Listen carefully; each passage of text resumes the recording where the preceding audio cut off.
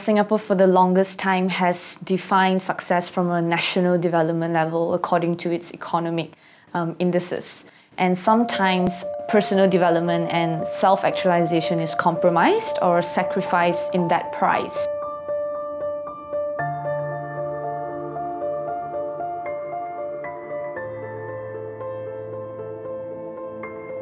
We're part of a community here in Singapore. Promote interest in social entrepreneurship. For venture philanthropy. Which empowers everyday individuals. Using innovation. Creating shared value. New form of success in Singapore. As Asia progresses, more and more people are becoming more wealthy and affluent. But the divide between the haves and the have-nots is also widening. We need more ownership among people in Singapore to solve problems in society.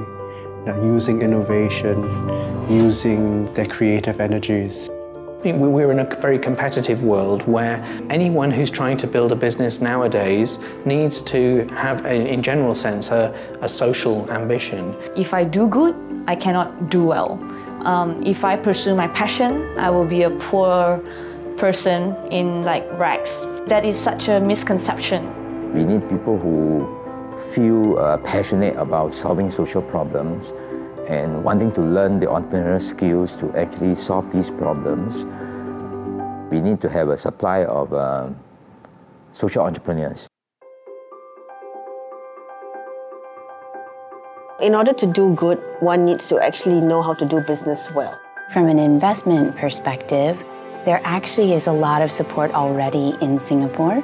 From some government organizations, from some different funding programs, but I still think there's a lot of education that needs to happen. So we'd like to be able to come in and offer not just support in terms of monetary support, but in terms of mentorship, in terms of guidance, advice. So we need to have, beyond that, strategic conversations and dialogues on critical issues. Just being aware of issues will spark that seed, which I believe is in everyone. It is a lonely job, being a social entrepreneur. You need to create community. I think that's key. And in fact, in some cases, it's more important than the money.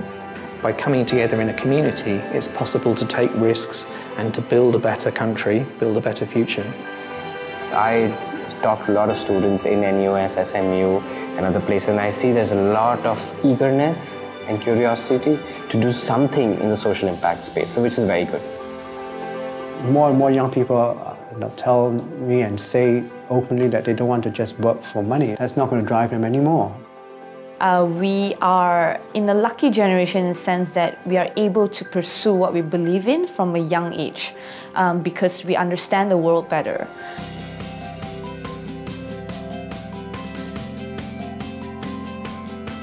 I think the fundamental thing that Singapore has to overcome is to allow its young people to not fear failure.